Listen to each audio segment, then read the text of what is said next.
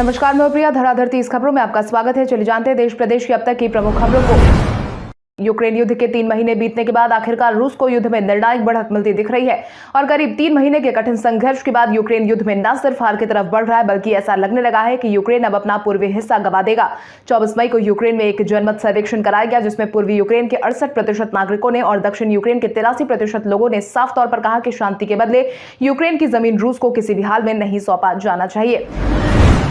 Hindustan Motors Bharat में iconic car रही ambassador car दोबारा से वापसी कर सकती है। इस बार ये कार इलेक्ट्रिक वर्जन में दस्तक दे सकती है, जिसके लिए फ्रांस ऑटो मैन्युफैक्चरिंग कंपनी के साथ समझौता किया गया है। इसकी जानकारी टाइम्स ऑफ इंडिया ने अपनी रिपोर्ट में शेयर की है। रिपोर्ट में बताया गया है कि 2 कंपनियों ने एमओयू पर ऑफिशियल पार्टनरशिप करके साइन किया है। यह एक इलेक्ट्रिक कार हो सकती है। नेपाल में तारा एयरलाइन के लापता होने की खबर आ रही है। जानकारी के अनुसार इसमें 22 लोग सवार थे। टीवी रिपोर्ट के अनुसार नेपाल की तारा एयरलाइन का प्लेन 1 घंटे से लापता है। इसमें 4 भारतीयों सहित 22 लोग सवार थे। न्यूज एजेंसी एएनआई ने हवाई अड्डा अधिकारी के हवाले से खबर दी कि तारा एयर के 9 NAET जुड़वा इंजन वाले विमान में 19 यात्री सवार थे, जो पोखरा से जोमसोम के लिए सुबह 9:55 पर उड़ान भरते देखे गए थे। विकास के पथ पर अग्रसर भारतीय रेलवे अब पंबन ब्रिज के साथ एक इंजीनियरिंग चमत्कार दुनिया को दिखाने की कोशिश कर रहा है। सबसे प्रतिष्ठित संरचनाओं में से एक के रूप में माने जाने वाला महान पंबन कैंटिलीवर पुल मुख्य रूप से मंडपम शहर को पंबन द्वीप पर रामेश्वरम से जोड़ता है। आधार जारी करने वाली संस्था UIDAI ने देश के सभी नागरिकों को एक अलर्ट जारी किया है। पब्लिक कंप्यूटर से आधार डाउनलोड करने वाले नागरिकों के लिए जानना खासतौर पर जरूरी है कि वो अगर अपने आधार को डाउनलोड करने के लिए किसी सार्वजनिक या पब्लिक कंप्यूटर का इस्तेमाल करते हैं तो उनको प्रिंट या फिर उसकी सॉफ्ट कॉपी लेने के बाद कंप्यूटर में स्थित आधार की कॉपी को डिलीट कर देना चाहिए। अब जल्दी ही राशन की दुकानों को ई मित्र केंद्रों से जोड़ने के लिए कॉमन सर्विस सेंटर खोले जाएंगे। डीलरों की आय बढ़ाने और लोगों को नजदीकी राशन की दुकानों पर बैंकिंग, दस्तावेज और अन्य सर्विस उपलब्ध कराने के मकसद से केंद्र सरकार ने अहम फैसला लिया है। योजना के तहत प्रत्येक राशन डीलर की CSC ID खोली जाएगी और डीलर को VLE बनाया जाएगा। ऑल इंडिया मजलिस इत्तेहादुल मुस्लिमीन के प्रमुख असदुद्दीन ओवैसी ने कहा है कि भारत ना तो मेरा है, ना तो मोदी का है और ना ही शाह का। भारत अगर किसी का है तो वो द्रविड़ों और आदिवासियों का है। ओवैसी ने कहा है कि भारत तब बना जब यहाँ लोग अफ्रीका, ईरान, सेंट्रल एशिया और पूर्वी एशिया से आए। प्रधानमंत्री नरेंद्र मोदी 30 मई को PM केयर्स फॉर चिल्ड्रन योजना के तहत लाभ जारी करेंगे। कोरोना महामारी में अपने माता पिता को खो देने वाले स्कूली बच्चों को छात्रवृत्ति हस्तांतरित करेंगे। इस दौरान आयुष्मान भारत प्रधानमंत्री जन आरोग्य योजना के तहत हेल्थ कार्ड की पासबुक बच्चों को सौंपी जाएगी। उन्होंने देश में तेजी से विकसित हो रही स्टार्टअप इंडस्ट्री, 4 धाम यात्रा के दौरान गंदगी और योग दिवस पर मन की बात की। PM मोदी ने कहा कि महिला सेल्फ हेल्प ग्रुप बेहतरीन काम कर रही है। वो तंजावुर डॉल समेत खिलौने और आर्टिफिशियल ज्वेलरी बना रही है। क्वाड और ऑक्स सुरक्षा समझौते से चिंतित चीन ने ऑस्ट्रेलिया और जापान को घेरने की तैयारी तेज कर दी है। इसके लिए ड्रैगन हिंद प्रशांत महासागर में ऑस्ट्रेलिया के करीब स्थित 10 देशों के साथ सुरक्षा समझौता करने जा रहा है। चीन के विदेश मंत्री वांग यी ने सोलोमन द्वीप के साथ बेल्ट एंड रोड और सुरक्षा डील से शुरुआत भी कर दी है। चीन के विदेश मंत्री वांग यी ने सोलोमन द्वीप की यात्रा को इसी कड़ी से जोड़कर देखा जा रहा है। तेलंगाना राज्य स्तरीय पुलिस भर्ती बोर्ड ने सब इंस्पेक्टर और कांस्टेबल के विभिन्न पदों के लिए अस्थायी परीक्षा तारीख जारी कर दी है। कांस्टेबल और SI के पदों के लिए आवेदन करने वाले अभ्यर्थी आधिकारिक वेबसाइट tslprb.in पर जाकर एग्जाम शेड्यूल चेक कर सकते हैं। ये भर्ती परीक्षा कांस्टेबल के 16,929 और SI के 587 रिक्तियों को भरने के लिए आयोजित की जा रही है। अगर आप भी केंद्रीय कर्मचारी हैं तो आपके लिए जरूरी खबर है। 18 महीने से लटके पैसे का इंतजार कर रहे कर्मचारियों के लिए बड़ा अपडेट है। DA एरियर को लेकर सरकार ने अपना पक्ष साफ किया है। दरअसल 18 महीने का DA एरियर को सरकार ने अपने सभी एजेंडे में शामिल ही नहीं किया है, यानी इस पर अभी सरकार किसी तरह के फैसले के हक में नहीं है।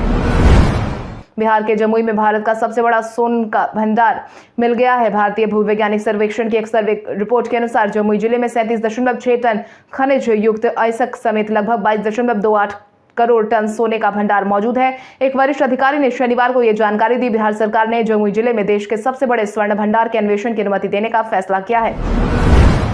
भारतीय रेलवे का 114 साल पुराना प्रशासनिक ढांचा बदल गया है। 8 कैडरों का विलय कर एक सेवा भारतीय रेल मैनेजमेंट सर्विस बना दी गई है, यानी रेल अधिकारी मैनेजमेंट सर्विस के अधिकारी कहे जाएंगे। दावा है कि कैडरों के बीच 7 दशकों से चली आ रही लॉबिंग को एक झटके में समाप्त कर दिया गया है। रेलवे अब आधुनिकता की पटरी पर सरपट दौड़ेगी। दुनिया की सबसे बड़ी कोयला खनन कंपनी कोल इंडिया देश में बिजली संकट और कोयले की कमी को देखते हुए 7 साल बाद विदेश से आयात करने जा रही है। अप्रैल में कोयले की कमी के कारण हुए 6 साल में सबसे गंभीर बिजली संकट को देखते हुए सरकार ने कोयले का पर्याप्त भंडारण सुनिश्चित करने के लिए फैसला लिया है। यूक्रेन में युद्ध और भड़कने के आसार हैं क्योंकि अमेरिका और सहयोगी देशों में यूक्रेन में भारी हथियारों की आपूर्ति शुरू हो गई है। यूक्रेन को अमेरिका में सेल्फ प्रोपेल्ड हॉवित्जर तोप और डेनमार्क से हार्पून एंटी शिप मिसाइल मिलने की सूचना है। आपने अभी तक स्पेस एक्स का नाम नहीं सुना है। स्पेस एक्स मतलब ऐसा अंतरिक्ष यान जो अंतरिक्ष में जाकर अपना मिशन पूरा करे और फिर वापस धरती पर आ जाए, उसी अंतरिक्ष यान को दोबारा से इस्तेमाल किया जा सके।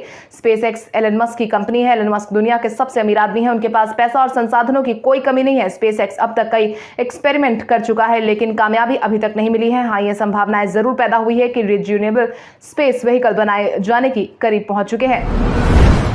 उतार चढ़ाव बढ़े सप्ताह के दौरान निफ्टी 50 और बीएसई सेंसेक्स दोनों में 1-1% की बढ़त दर्ज की गई है। इसके साथ ही बेंचमार्क इंडेक्स लगातार दूसरे सप्ताह मजबूती के साथ बंद होने में कामयाब रहेगा। बाजार को बैंकिंग आईटी सेक्टर में खासा सपोर्ट मिला है। हालांकि रिकवरी से ब्रॉडर मार्केट अछूते रहे और निफ्टी मिड कैप 100 इंडेक्स 1% गिरावट के साथ बंद हुआ। यूक्रेन रूस युद्ध ने पूरी दुनिया में जिस तरह से एनर्जी उत्पादों की कीमतों को बढ़ाया, उससे भारतीय अर्थव्यवस्था में गैस की हिस्सेदारी बढ़ाने की तैयारी पर भी झटका लगता दिखाई दे रहा है। अभी अंतर्राष्ट्रीय बाजार में गैस की कीमत 22 से $24 प्रति MMBTU यानी million metric British thermal unit है, जो एक वर्ष पहले $6 से $7 के स्तर पर थी। कई एजेंसियों ने कहा है कि प्रतिबंधों की वजह से रूस पूरी तरह से गैस की आपूर्ति वैश्विक बाजार में नहीं कर सकेगा, जिससे इसकी कीमतें ऊपरी स्तर पर बनी रहेगी। आने वाले दिनों में उत्तर मध्य railway zone non safety category के 10,000 से ज्यादा पदों को समाप्त करने जा रहा है। इसके तहत प्रयागराज, झांसी और आगरा मंडल में जिन पदों को सरेंडर किया जाना है उसकी मुख्यालय स्तर पर सूची बनाने का काम शुरू कर दिया गया है। बताया गया है कि मंगलवार 31 मई 2022 को सरेंडर किए जाने वाले पदों की सूची रेलवे बोर्ड को भेजी जाएगी। देश में बिजली की ज्यादा मांग के कारण सितंबर में खत्म होने वाली तिमाही के दौरान भारत को कोयले की भारी किल्लत का सामना करना पड़ सकता है। भारत में ऊर्जा क्षेत्र में कोयले के भंडारण में कमी और उससे पैदा हुई बिजली कटौती की खबरों की सुर्खियां चल रही थी कि एक और संकट सामने नजर आ रहा है। भारत को उम्मीद है कि मार्च 2023 को खत्म होने वाले साल में कोयले की मांग 784.6 मिलियन टन होगी, जो पहले के अनुमान से 3.3% अधिक है। पावर मिनिस्ट्री को दिए गए एक प्रेजेंटेशन में बिजली संकट को दर्शाया गया है। असंगठित क्षेत्रों से जुड़े लोगों को सबसे पहले इस बात की चिंता रहती है कि बढ़ती उम्र के साथ वो मेहनत मजदूरी नहीं कर पाएंगे। ऐसी स्थिति में घर का खर्च कैसे चलेगा, इस बात की हर श्रमिक को चिंता रहती है। श्रमिकों की इस परेशानी को दूर करने के लिए केंद्र की मोदी सरकार ने एक शान पेंशन योजना चलाई है। इस योजना का नाम है प्रधानमंत्री श्रम योगी मानधन योजना। इस योजना के जरिए कामगारों को हर महीने 60 वर्ष की उम्र के बाद 3,000 रुपए के पेंशन की सुविधा मिलती है। भारी भरकम पैकेज ऑफर करने के कारण युवाओं की ड्रीम जॉब की सूची में जगह बनाने वाली भारतीय स्टार्टअप ने हजारों युवा कर्मचारियों को कॉस्ट कटिंग और रिस्ट्रक्चरिंग के नाम पर एक झटके में बाहर का रास्ता दिखा दिया है। इनमें से अधिकतर कर्मचारी स्टार्टअप्स द्वारा ऑफर किए जा रहे शानदार पैकेज के कारण अपनी अच्छी खासी स्थिति नौकरी छोड़कर स्टार्टअप के हिस्सा बन गए थे। कोविड काल में देश में स्टार्टअप का बुलबुला कुछ ज्यादा ही तेजी से उभरा था।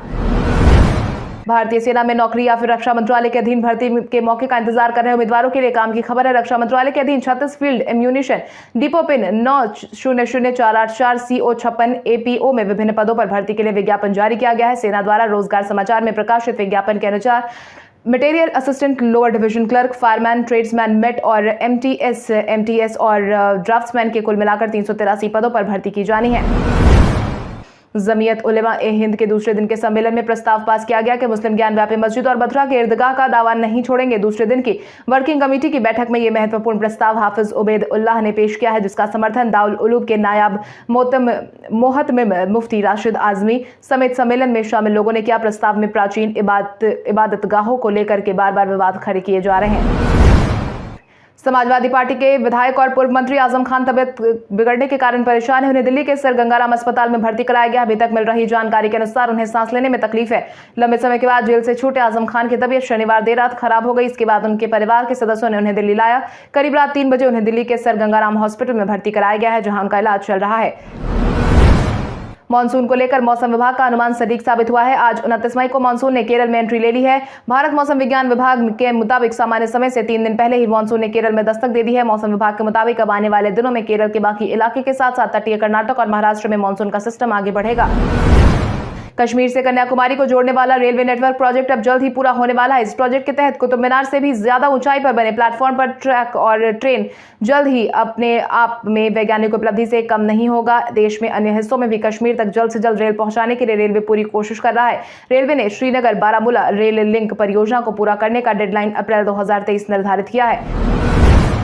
केंद्र सरकार जल्द विभिन्न मंत्रालयों और विभागों द्वारा संचालित योजनाओं की आपूर्ति के लिए एक साझा पोर्टल जनसमर्थ शुरू करने जा रही है। सरकार का मानना है कि इस साझा पोर्टल से आम लोगों के जीवन को सुगम किया जा सकेगा। सूत्रों ने कहा है कि नरेंद्र मोदी सरकार के न्यूनतम सरकार अधिकतम शासन के दृष्टिकोण के अनुरूप नए पोर्टल पर शुरुआत में सरकार की ऋण से जुड़ी 15 योजनाओं को शामिल किया जाएगा।